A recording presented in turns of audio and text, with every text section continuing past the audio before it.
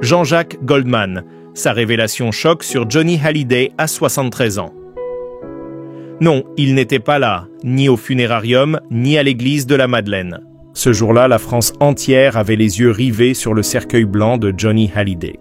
Mais l'absence d'un homme a pesé plus lourd que toutes les présences, celle de Jean-Jacques Goldman. L'artiste préféré des Français, celui dont les chansons avaient accompagné toutes les générations, n'avait prononcé ni mot ni larmes, un silence immense. Presque religieux qui a traversé les écrans et les consciences. Pour certains, c'était une trahison, pour d'autres, un acte de pudeur. Mais tous s'accordaient à dire que ce mutisme cachait quelque chose. 8 ans plus tard, en 2025, Goldman parle enfin devant les caméras de France 1. Il murmure simplement « Nous étions de 2 planètes différentes ». Une phrase brève mais chargée d'un monde.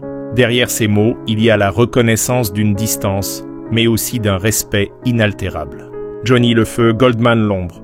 2 façons de vivre la musique, 2 rapports à la gloire. Le premier brûlait tout ce qu'il touchait, le second disparaissait derrière chaque note. Cette parole tardive ravive des souvenirs enfouis. Pourquoi avoir attendu?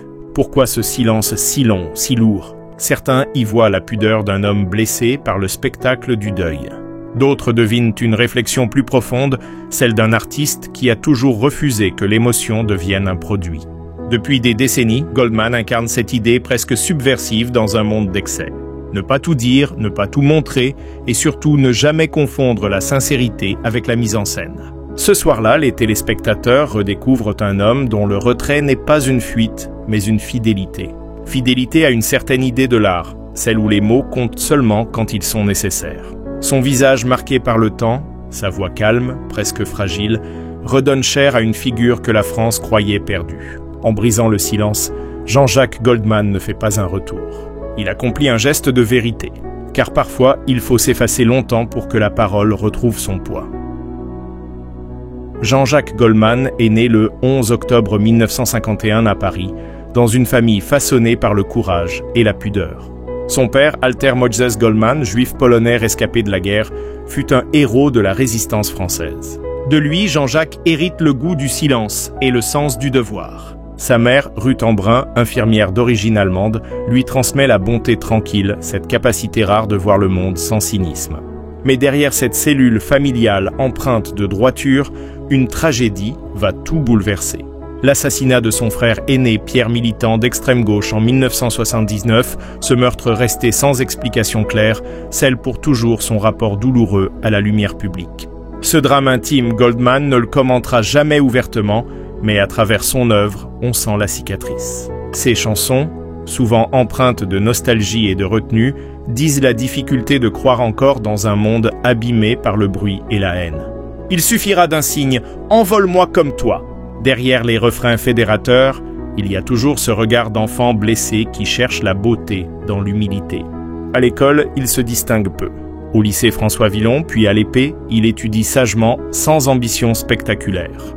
Il aurait pu devenir un cadre ordinaire, un homme de chiffres et de bureaux, mais la musique le rattrape comme un hasard du destin.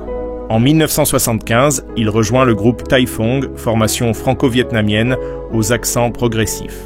Leur univers psychédélique contraste avec sa simplicité naturelle, mais Goldman y apprend l'essentiel, la rigueur, la fraternité, le sens collectif. C'est pourtant seul qu'il trouvera sa vraie voie.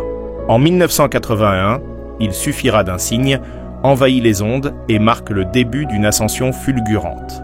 Loin des paillettes, il impose un style sincère, presque modeste, mais d'une puissance émotionnelle rare. Sa musique parle à tous, ouvriers, étudiants, parents, enfants. Dans une France qui doute, Goldman devient le miroir apaisant de ceux qui croient encore à la droiture.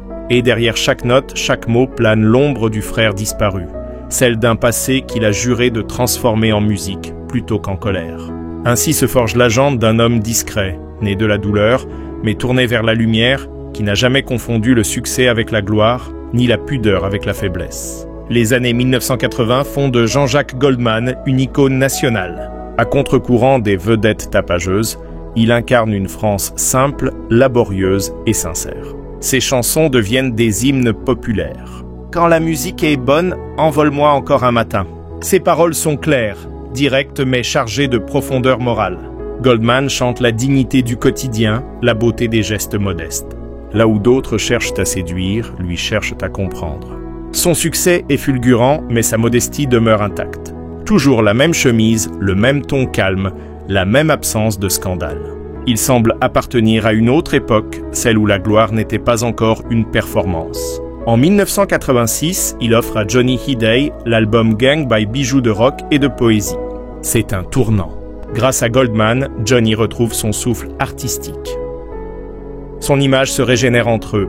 Une relation singulière, née, mélange d'admiration, de respect et de distance. Goldman écrit pour Johnny sans jamais chercher à l'imiter. Il comprend son énergie brute, sa rage de vivre, mais garde sa propre voix intérieure et pudique. Leur collaboration, bien que fructueuse, révèle deux visions du monde irréconciliables. Johnny se nourrit du feu, Goldman du silence. Et c'est précisément cette différence qui rend leur union artistique si unique. Dans les années qui suivent, Goldman continue de composer pour d'autres. Céline Dion, Patricia Cass, Florent Panclavoine, tous bénéficient de sa plume. Il devient l'architecte discret de la chanson française. Derrière les succès planétaires, un homme qui fuit les projecteurs, il refuse les tapis rouges, décline les interviews et garde toujours la même ligne. Chanter vrai, vivre juste. Mais cette perfection morale a un prix. Derrière la discipline et la pudeur se cache une fatigue grandissante, une lassitude face à la machine médiatique. Peu à peu, Goldman se retire du bruit sans fracas, sans adieu. Ce retrait n'est pas une disparition, mais une continuité logique d'un homme qui a toujours préféré la vérité à la mise en scène. L'année 2004 marque la rupture. Sans communiquer, sans tournée d'adieu, Jean-Jacques Goldman quitte la scène et se tait. Ce silence prolongé déroute la France entière. Les rumeurs se multiplient. Burn-out, désaccords internes, rejet du show business, crise existentielle. Mais la vérité est plus simple et plus profonde. Goldman s'éloigne pour être en accord avec lui-même. « Vivre comme je chante », disait-il souvent. Il ne voulait plus que ses mots soient déformés par le vacarme médiatique, ni que la charité devienne spectacle. Pendant 20 ans, son absence devient légende. On croit tout savoir de lui qu'il vit à Marseille, puis à Londres, qu'il se déplace à vélo, qu'il fréquente les cafés anonymes comme un homme ordinaire. On invente des maladies, des faillites, des exils. Mais la réalité échappe à tous. Goldman ne fuit pas. Il choisit la cohérence. Loin des caméras, il écrit encore en silence pour quelques proches, pour des œuvres caritatives pour lui-même surtout. Ce retrait révèle la radicalité de son idéal. La gloire n'est rien si elle empêche la paix intérieure. Il refuse de devenir une marque, de transformer son nom en produit. Là où tant d'artistes se battent pour durer, lui préfère disparaître dignement. Ses rares amis parlent d'un homme apaisé. Marié à Nathalie, père de 6 enfants, il consacre son temps à la transmission, à la lecture, à la marche. Il a bâti un patrimoine solide, non pour s'enrichir, mais pour protéger sa liberté. Plus de 3 chansons, des droits d'auteur stables, une fortune estimée à plus de 100 millions d'euros, mais il vit comme un professeur de quartier. Pas de villa extravagante, pas de collection de voitures, seulement un appartement sobre et un vieux vélo. Sa richesse, c'est le temps, celui de penser, d'aimer, de se taire. Pour Goldman, le silence n'est pas absence, mais continuité. Il ne se retire pas du monde. Il s'en écarte juste assez pour en préserver le sens. Là où Johnny brûlait pour exister, Goldman s'efface pour durer. Son mystère devient sa voix la plus forte, celle d'un homme qui, en refusant la lumière, a su l'incarner mieux que quiconque. Janvier 2025, une date que la France n'oubliera pas. Après 20 ans d'absence, Jean-Jacques Goldman accepte enfin une interview. Pas un retour, pas une promotion, une conversation simple, dépouillée, presque spirituelle. Sur le plateau feutré de France 1 face à Anne-Sophie Lapix, il sourit timidement, les cheveux gris, la chemise bleue, la voix plus lente et ses premiers mots parce que le silence aussi mérite qu'on l'explique. La phrase tombe comme une évidence. L'émotion est immédiate. En quelques secondes, le pays tout entier retient son souffle. Durant 40 minutes, il parle peu mais juste. Pas d'effet, pas de regret, lorsqu'on évoque Johnny Hallyday, son regard d'une tendresse pudique. Johnny m'a offert sa confiance. Nous n'étions pas amis au sens courant, mais il m'a appris le courage. Tringue! Cette confession bouleverse les téléspectateurs. Il ne pleure pas, ne s'excuse pas. Il exprime seulement une gratitude pure, sans artifice. En cet instant, on comprend que c'est pas un hommage à Johnny, mais une manière de solder une dette de silence. Il raconte la nuit où est né, je te promets. Johnny m'avait dit « Je veux une chanson d'amour qui tienne debout ». J'ai compris qu'il parlait de lui-même. Autour du plateau, le silence devient presque sacré. Pas d'image d'archives, pas de musique en fond, seulement cette voix qui semble venir d'un autre temps, une voix où l'humilité devient grandeur. À la fin de l'émission, il murmure « Nous nous sommes jamais vraiment compris, mais nous nous sommes entendus ». C'est mieux. Cette phrase anodine en apparence traverse le pays. Les journaux titrent « Goldman parlant enfin ». Les réseaux sociaux s'enflammant mais avec une douceur rare, on ne commande pas, on écoute. Les ventes de ses anciens albums explosent. Entre gris clair et gris foncé remontent en tête des classements. Gang réapparaît dans le top 10. Pourtant, Goldman ne profite pas de cette renaissance médiatique. Le lendemain matin, il quitte Paris discrètement, direction Londres. Pas de communiqué, pas de tournée annoncée. Il a dit ce qu'il avait à dire, rien de plus. Cette interview n'était pas une réapparition, mais un adieu en douceur. Un passage de témoin entre deux Frances, celle du vacarme et celle du silence. Ce soir-là, la nation a compris qu'il existe des au revoir qui ne s'expliquent pas, ils se devinent dans la pudeur d'un regard, dans le murmure d'une chanson. Goldman, sans mourir, venait de quitter la scène une seconde fois. Depuis cette soirée d'hiver, Jean-Jacques Goldman est retourné à son invisibilité choisie. Aucun nouvel album, aucune apparition publique, aucune trace sur les réseaux. Pourtant, son ombre continue d'habiter la mémoire collective. En 2025, il demeure l'une des personnalités préférées des Français devant des artistes en pleine activité. Ce paradoxe fascine. Comment un homme absent depuis 20 ans peut-il rester aussi présent dans le cœur du public?